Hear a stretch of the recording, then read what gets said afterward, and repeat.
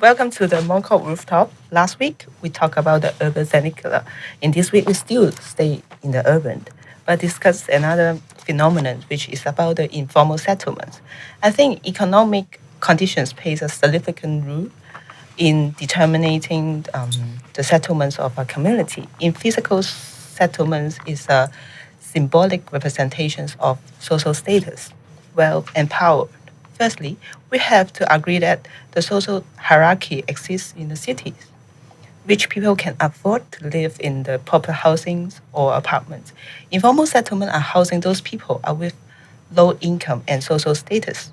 One of our learners, Osha Perntus, think that one of the challenges in improving life in informal city settlement is the hierarchy that already exists in the city. He said, typical, typically the administrations of city actions and fundings for restructuring and relocating the informal settlement. In a choice, could those people live in those vernacular settlements? Prefer to live in a free government building in the city? If yes, is the root of this informal settlement to act as a catalyst for urban development? What do you think, Peter? Yeah, I think this is a good point by Ocho Punto. So, is the learner's question is, I think essentially, if they had a choice, would they prefer to live elsewhere, or would they continue to live in these informal settlements? And I think this is something that we have looked at very intensely. This is one of our favorite this is one of my favorite topics in the class is informal settlements. So I think the question that always comes up is, would these people rather live elsewhere? And I think it comes down to a situational thing.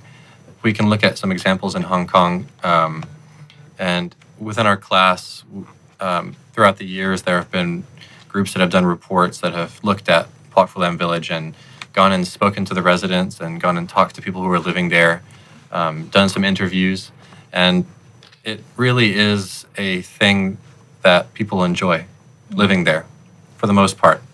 From what we understand, anecdotally, it seems that people really do enjoy living amongst this type of low-rise village setting in the middle of the city, kind of in the middle of the city. They enjoy being able to talk to their neighbors, having a kind of a garden out in front of their house, walking around.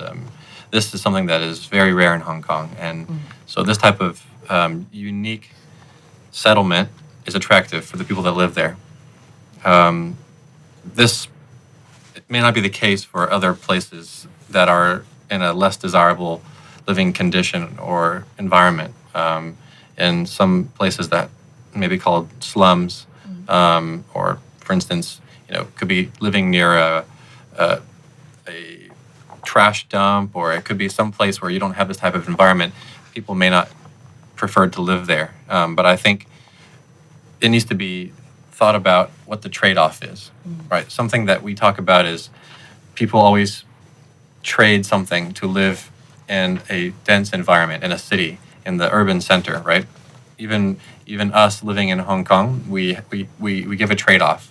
If we prefer to live somewhere more rural, our cost of living is lower, and maybe we don't have the same type of pollution problems or stresses that people living in a rural setting do, but we choose to live here because of our job or because of the lifestyle, and we pay that price. Of course, this is a completely different scale and different situation from people living in informal settlements, but I think there's always a trade-off. So whether they're living there for economic reasons or not, this has to be thought about.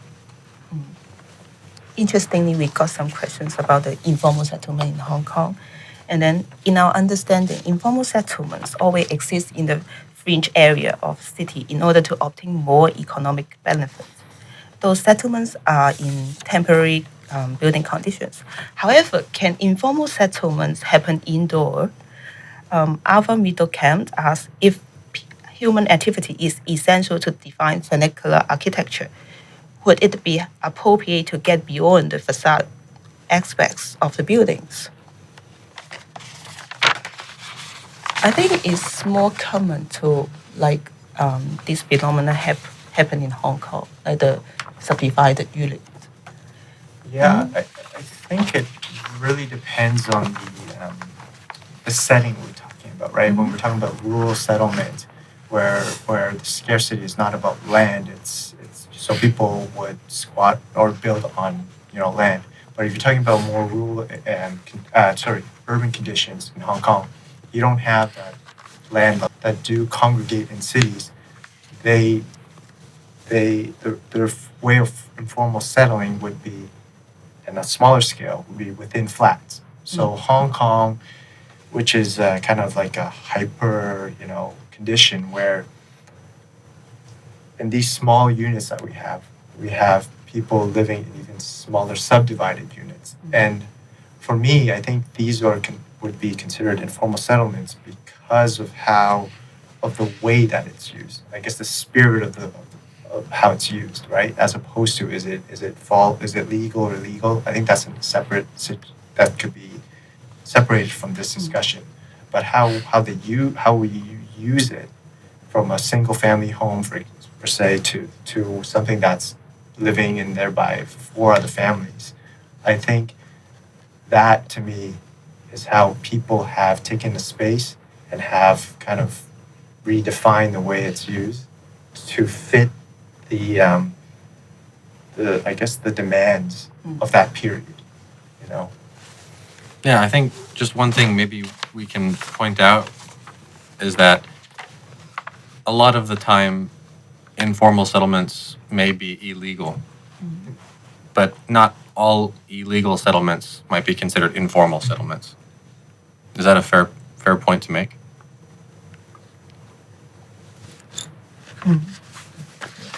Agreed. I mean, rooftops, right? In Hong Kong, definitely rooftops are called, if you have anything having a roof on top of a roof of a apartment building, that's illegal. But it gets to a point where it becomes part of the formal setting of the city. It's maybe no longer informal as it was before. That means this kind of setting actually is a process of urbanizations or another process of vernacular process. Yeah, I think like with vernacular architecture, it goes through the process. As time changes, I think all this the meaning or definition also changes as well. And then finally, we can talk about the solution for how we can improve the informal setting. Like the solutions are various, or it's case by case. There are no magic potions for all the challenges. And then one of our learners, Sarah Lee, 74, mentioned that the informal settlement may have a very active network of business that includes the manufacturing of all kinds of goods. It may be or may not be the case everywhere where informal settlements are taking place. And then the main challenge in improving life in the informal settlements is resettlement, where people are not ready, is not ready or not to leave their native place. And then do you think resettlement is a very good option for how to deal with informal settlement? I think going back to a point where that Peter made earlier was, I mean, if it's a forced resettlement, then obviously it's not a good choice, right? Because there's so many factors that play into why one chooses to live in a certain place, or But if people come into a city and starts off living in these informal settlements, obviously they're looking for a better standard of living. But if these informal settlements over time they grow accustomed to it, there's an attachment to it, they might not want to leave. So if you then ask them to resettle, or if the government decides on a resettlement scheme, it might not work. It might not be the best solution out there. So it depends on how this resettlement process works. So I think it's case by case in terms of looking at these informal settlements. But I'm also thinking that the resettlement may not be one of the solution to looking at this because, like we mentioned, this informal settlement is part of the process of urbanization, right? It is there, and like Abdul says, people live there. They used to those life patterns, like they interact with the community instead of living in the modern facilities, right? They have those connection with the people, communities, and the street was part of their living. So I think it's case by the case. To of course the government will have the right to help to improve the living condition, like the sanitation, like to help to solve the running water or the electricity provide in those informal settlements. But still case by case. So resettlement may not be the only option, right? And from the things that we've learned in this course, I think resettlement is one option, which may be the most in the most dire circumstances, right? If there is a public health crisis, or there's an emergency, or there's really a big need to move a group of people away from their community to somewhere else. I think that's going to one end of the spectrum. I think there's other ways which we've seen what is capable by, like you just said, introducing better infrastructure into these places, providing alternative if they are ready to leave. I think in the case of Pak Philem Village, right, it's upgrading the living environment. Doesn't necessarily mean they have to leave and go live in a high rise, or go live in a public estate. But how can we ensure that they have a certain standard of living? Because the fact of resettling a group of people or a mass population is not a one-day thing. You know, Well, they all have their own jobs. They all have their own. I mean, Yeah. like Shirley points out, that there's microeconomies that exist in these Yeah. places, right? So Yeah. if you resettle that, you lose that economy. Yeah, exactly. It means to conclude, the use of terms informal settlements represents a dialogue shift from the frequently applied and negative terms such as slummed and illegal. Looking at the informal settlement as part of the vernacular paradigms provided a way of approaching such settlement that recognizing and violating the organic, evolutionary nature of the structures. We find another social and economic ecologies within those areas. We appreciate all the responses and comments.